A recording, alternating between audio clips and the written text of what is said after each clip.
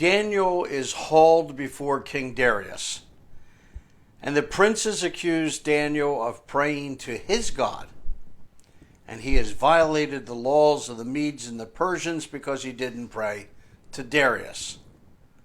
Darius has a serious problem. He knows he's been played.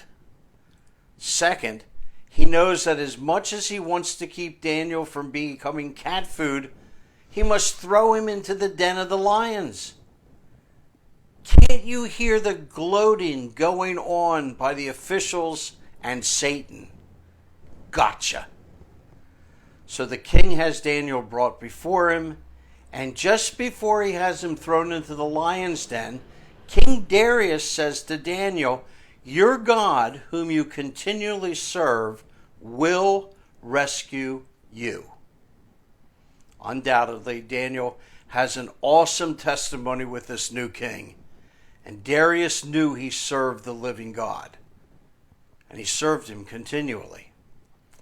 Well, Daniel's thrown in into the lion's den, and the lid goes on top of the lion's den, and a seal's put on the lid. Otherwise, no one was going to help Daniel escape from the lion's den. Morning comes, and listen to King Darius. At the first light of dawn, the king got up, hurried to the lion's den.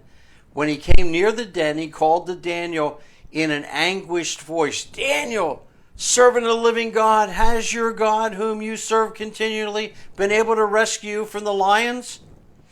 Daniel answered, "May the king live forever. My God sent his angel. He shut the mouths of the lions. They have not hurt me, because I was found innocent in his sight. Nor have I ever done any wrong before you, your majesty." Well, God had sent an angel to deliver him. Why? Well, Hebrews chapter 11, verse 33 says, because of his faith, he shut the mouths of the lions.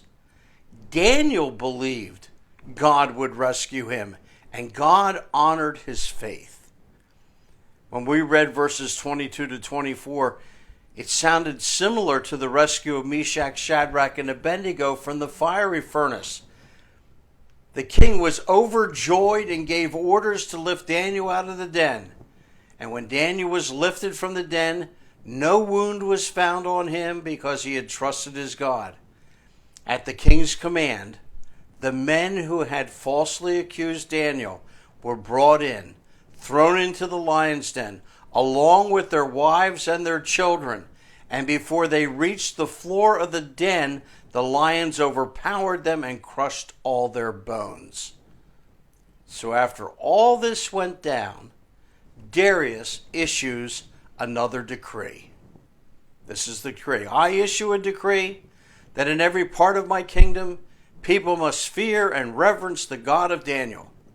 For he is the living God. He endures forever. His kingdom will not be destroyed. His dominion will never end. He rescues and he saves. He performs signs and wonders in the heavens and on the earth. He has rescued Daniel from the power of the lions."